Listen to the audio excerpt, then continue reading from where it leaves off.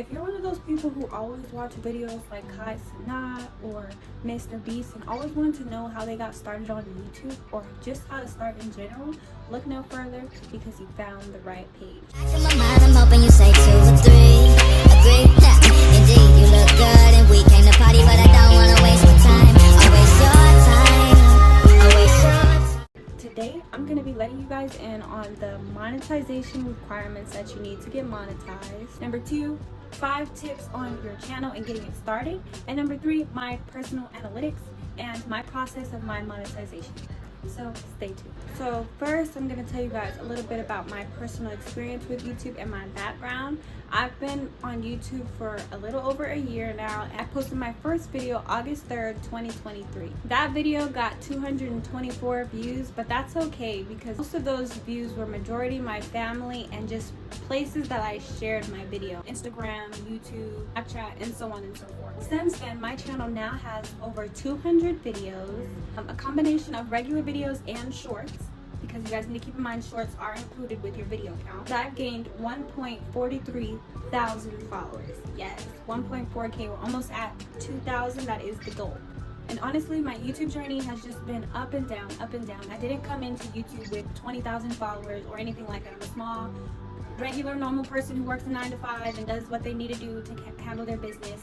And I just decided, like, you know what? I'm gonna start taking YouTube seriously.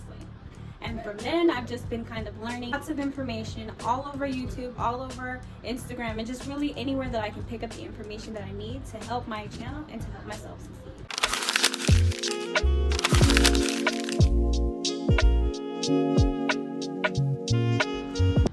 Moving on to the monetization process, let me just say very first and foremost, I have not been monetized yet. And I want to say this to you guys because I'm being very transparent with all of my results and all of my information. It's just a realistic statement. I've been on YouTube for a year and yet I'm still not monetized. I've seen people do it in a month, I've seen people do it in less than a month, and I've seen it take people from 2 years to 5 years to get monetized. And honestly, it's really all about your dedication, your motivation, and your consistency. One of the first things when you do create your YouTube channel, you're gonna notice that it's very bland. It's just like any other account, like your personal account that you want YouTube with. It's exactly the same. There's no information, nothing really that can help you with your channel. So it's very important to download their sister app, which is YouTube Studio, where you can really dig in and read all of your analytics and all the views and everything that you really need and the requirements mainly to be monetized. So when you decide to become a YouTube partner, because that is what they call it, a YouTube partner, when YouTube starts sponsoring your videos and making you able to be monetized so that you can make some income off of your videos, you are then considered a YouTube partner. And there's 2 tiers of the monetization process. There's the very first tier where it requires 1,000 subscribers and 3,000 watch hours or 3 million shorts views in a certain time frame. So with the public watch hours, you have to get those 3,000 watch hours in the last 365 days, and that isn't necessarily January to December. It's the day that you hit that 3,000 watch hours. 365 days from then. So let's say it's May 6th, last May 6th. Instead, you get what I'm saying? Instead of January, year to year. Instead of the regular calendar, it's the last 365 days. And with the public shorts views, instead of 365 days, they actually cut it down to only 90 days, which is 3 months. And they still want you to get that many shorts views. It's crazy, but it's definitely doable. And that's the very first tier. And what that tier unlocks for you, unlocks memberships. And with memberships, you can create a fan club of members paying monthly for exclusive access to perks. So basically, you can have certain videos only accessible to those who pay for that membership. The second thing that you unlock is supers. And with supers, you engage with fans who show support through one-time interactive purchases. So even though I haven't unlocked it, I'm pretty sure the way that it works is that, you add some supers on the video, and if they like it, I'm assuming that they buy it. Do not quote me on this, guys, because like I said, I have not unlocked it. Stay tuned for a future video when I reach my monetization process. And then the third thing you unlock is shopping, which you can share products across your channel from your own store. And so I'm assuming, which I have not unlocked, but you can create your own store on YouTube and people can buy items through that video. And then your second tier, which is the tier that everybody hopes to make it for, same thing. Instead of 3,000 watch hours, you then have to unlock 4,000 watch hours. And for your shorts, instead of the 3 million, you have to unlock 10 million. So it's kind of the same, but just a little bit harder. And once you complete that tier, you then get to unlock the watch page ads. And with the watch page ads, you earn from ads and YouTube Premium on the watch page. And you also unlock Shorts feeds ads, which is earned from ads and YouTube Premium in the Shorts feed. So basically, every video, Shorts or your regular YouTube videos, you can add ads from Google, and basically every time somebody watches your ad, you get a little bit of commission off of it. So that's really, in a nutshell, all that it takes to get monetized on YouTube. Of course, you need to create the channel, create your niche, and all that other stuff, which we're going to talk about right now. So right now I'm going to tell you guys my personal 5 tips on creating a YouTube channel and keeping yourself organized and maintained. So my very first tip is going to be find your niche. Everybody has a niche. It can be related to self-care or lifestyle or traveling or food, or it can be about cars. It can be tips and tricks, or it can be education. It can be any type of niche, honestly. So I would say pick your niche. Now, if you watch any other YouTube video, 9 times out of 10, they're going to tell you pick one niche and stick to it. But me, I'm going to tell you something different. Why? Because I'm different. I'm outside of my own box. What I'm going to tell you is to pick at least 3 niches. 3. The reason why you should pick 3 niches is because sometimes when you just put yourself in one box, your audience can get bored, you can run out of ideas, or that niche may not be what everybody wants to watch at that moment. So I would always say give yourself 3 different niches so that you can switch it up. Maybe today you post a car video, tomorrow you post tips and tricks, and then the next day you post lifestyle. That way you have 3 different audiences all coming in, all watching your content. And who knows, the person who's watching your car videos might also benefit off your tips and tricks, or the person who's watching your lifestyle videos might also like your tips and tricks. You know, like they can all just piggyback off of each other. Make sure that your videos have value. It doesn't matter what type of video you post, you can always add some type of value to someone else. So for instance, I recently posted a collective vlog.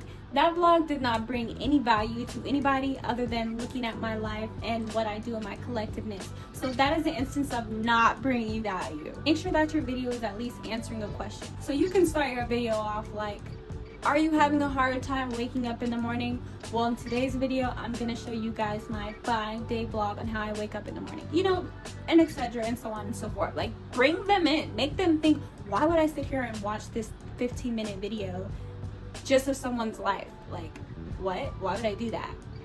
Instead, you want to let them know, like, are you having a hard time waking up? Well, so am I. So this is why I'm making this video of me waking up every day at 5 o'clock in the morning. Like I said, guys, I'm not a pro. I'm still learning right here with you guys. I have 1.4 thousand subscribers. I have not met my watch hours yet. So even though I'm giving you guys these tips and tricks, this is just stuff that I've researched and learned, and I'm still also implementing it into my own channel. Searchable content is also very important because when somebody types in something on that search bar, you want your videos to be one of the top 5 videos that pops up, because 9 times out of 10, that's what people are going to tap, the very first 5 videos. Step number 2, stay consistent and find your why. What I mean by stay consistent is stay consistent and stay true to yourself. Get yourself a planner or a whiteboard or a piece of paper or anything. You can even use the notes in your phone and just kind of map out your week and make a consistent scheduling plan for yourself. Something that you know that you can stick to, something that is not too far out of reach so that you don't let your subscribers down by overpromising or under-delivering. Please face your fears when it comes to YouTube. Like, just keep in mind, even though the internet lives forever, like they do say, because it does, but 30 years from now, nobody's gonna care what video you posted at this time, you know what I'm saying? So it's very crucial to face your fears and post and put yourself out there. Market on your personal Instagram, market on your Snapchat, market on your TikTok, market definitely on YouTube, and don't worry about, oh, I shouldn't post this video because it's not ready yet, or oh, I shouldn't post that I'm starting a YouTube channel on my Instagram, because at the end of the day, none of those people are going to put money into your pocket. None of those people are going to feed your family. So it's very important to face your fears and stay consistent with what you're doing. Find your why. What I mean exactly by finding your why, because it is very important to have a why you're doing this. You can't just go to the grocery store and not have a list, because then you're going to walk out of the grocery store with tons of things that you don't need it and less money in your pocket pocket that you expected to have because you weren't expecting on going overboard in the grocery store. So you need to find your why so that you can keep yourself on track mentally. What I mean by a why, for example, my why is that I don't want to work my 9 to 5 anymore. So I'm going to do everything in my power to make YouTube work for me, or make my side hustles work for me, or make anything that I need to work for me so that in the future I can quit my 9 to 5 and I don't have to worry about that. That is my why. So when I'm making videos or when I'm editing and I get discouraged, I think back to my why, like, you have to go to work tomorrow. That's why you're doing this. I have to put out those videos that people may not like because they're not interesting. Why? Because you don't want to work that 9 to 5. You want to get out of that curse.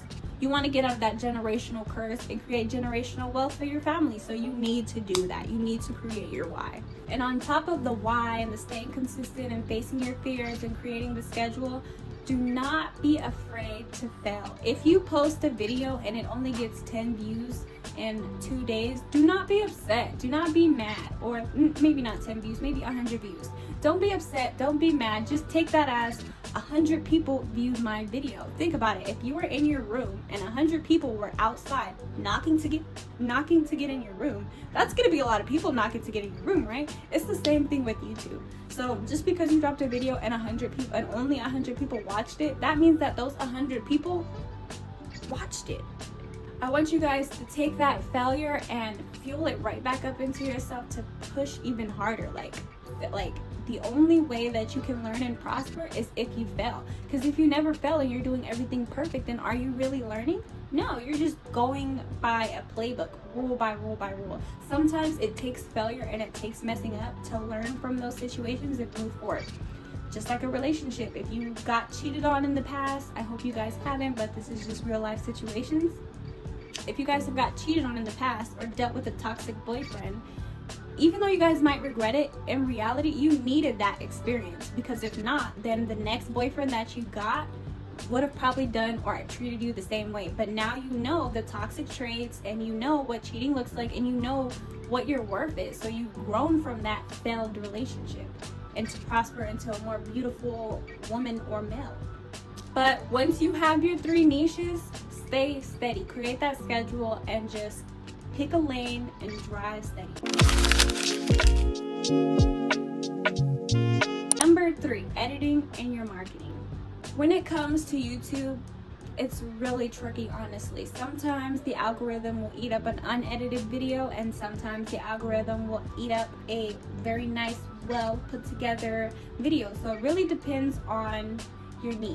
But I would say edit every single thing. Certain things need less editing and other things need more editing, as in shorts or TikTok reels or stuff like that.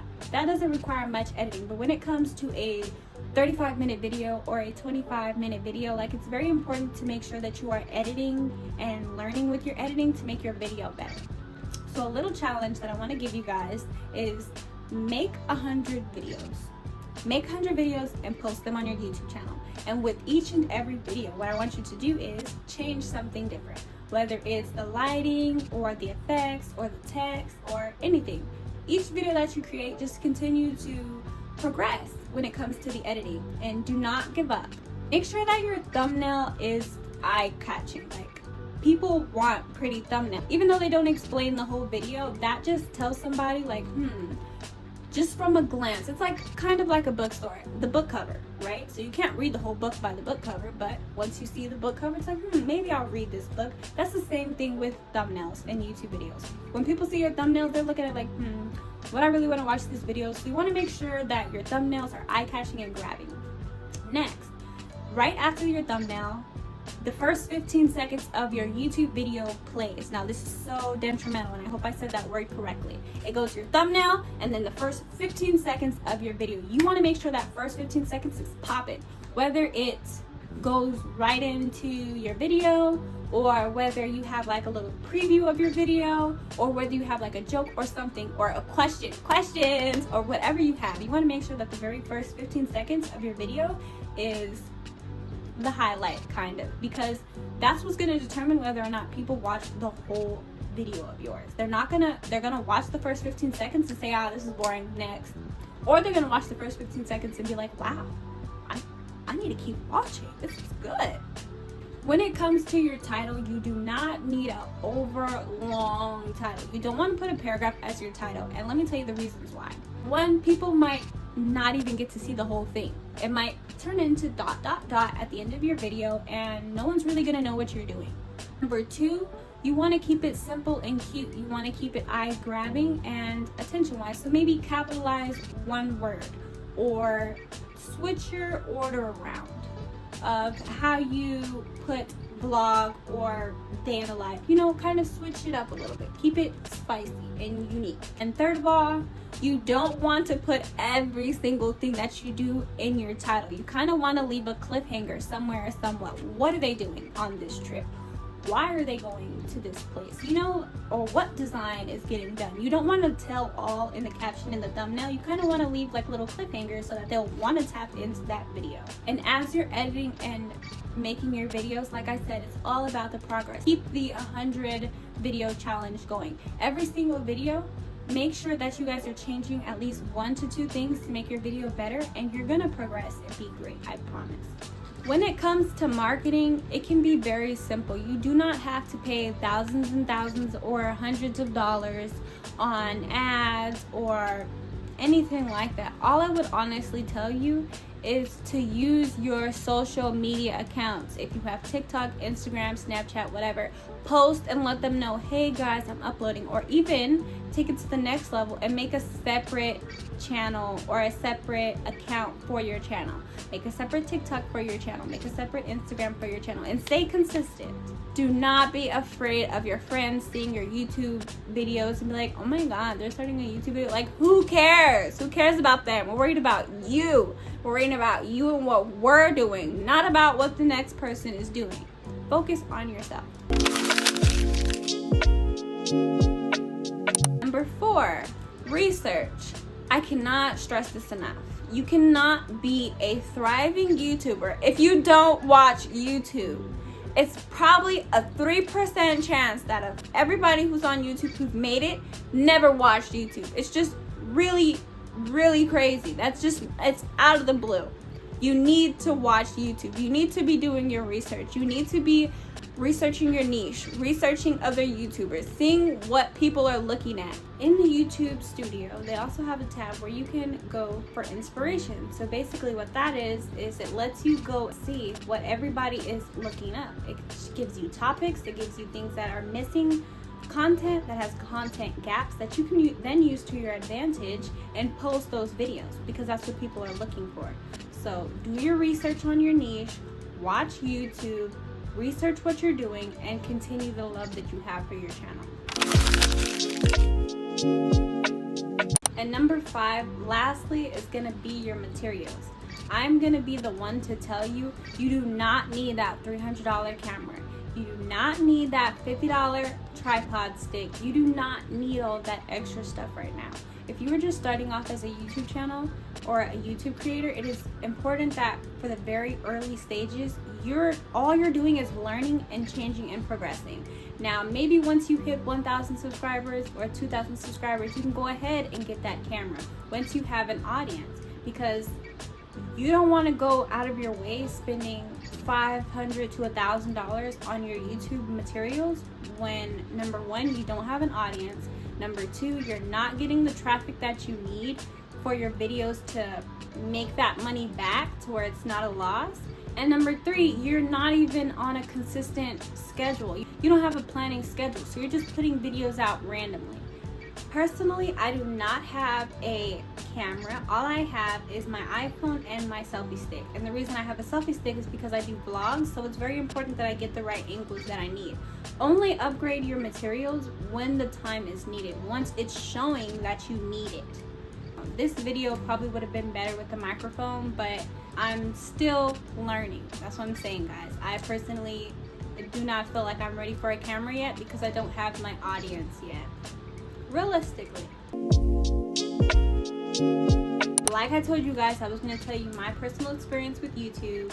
I personally feel like my channel is going great. I've learned that majority of my subscribers do come from my shorts, which is kind of where I'm struggling right now. I've been posting things that I would post on TikTok on my shorts, and that's where a majority of my subscribers have came from. Now, whereas the benefit, of course, I've met my subscriber requirement. Where it doesn't benefit me is that majority of those people who are watching my shorts do not care about what I'm doing on my videos. They don't care to watch my vlogs. They don't care to watch my, that's not what they're here for. They only subscribe for my shorts. So that's why I feel like I've personally kind of put myself on the back end, but I'm still learning, and I'm still very appreciative for all of those people who came and showed me love. But the plus is that from those subscribers that I've gained, let's just give it an example. For one short that I posted, let's say I got 10 subscribers. Of that 10 subscribers, 8 of them are gonna subscribe and forget about me. 2 of them are gonna then go from my shorts to my videos, watch my videos, and become a consistent subscriber. I currently have 1,400 subscribers, and I'm on the road to 5,000 subscribers by the end of 2024. Hopefully I get that, but I am hopeful. And another thing, because it just came to me, when you're doing your research and you're watching those videos, like, please do not look at what the next person is doing and how they're performing and think like, why am I not performing like that? Why am I not doing it? It's because they're them and you're you. They've done their work, they've put in their work to create their audience or whatever they've done. It's your turn to now do you. Don't deflect on, oh, my channel, I posted the same type of video and I'm only getting this and they're getting that. Don't do that to yourself. It's only going to put yourself in a depressive state of mind, and we don't need that right now. When we're doing research, it's strictly for research purposes only. Back to my personal experience. I personally love YouTube Studio. I check it every day, even though I don't need to, but I check it not only for the requirements part, but for all the other insights that they give me. They let me know how many views I got, how many comments I got, how long they're watching my videos, and everything, and so on and so forth. And I would definitely take YouTube Studio and just use that for all of my analytics, like everything that I need to know, everything that I need to change, where are people losing interest and gaining interest. Everything is all my analytics, and I love YouTube analytics, honestly. YouTube Studio. And in 2024, I just hope that this is the year that I do get monetized. And like I said, everything that I've told you guys today, I'm putting that stuff into my personal YouTube account myself. I will be working on my niche and kind of putting it in a better strategic plan. I'm gonna start posting videos more frequently, including this one here. I hope you guys are enjoying it, and I'm really just gonna try to put myself together to where I'm not so much all over the place, but this is still a learning environment. I want to remind you that I am still doing a giveaway. Yes, giveaway time. So in my recent video that I posted, go check it out. Any comment will get you guys entered in my roulette wheel, and you guys have a chance to win $50. Every single comment is how many times your name gets added to my roulette wheel.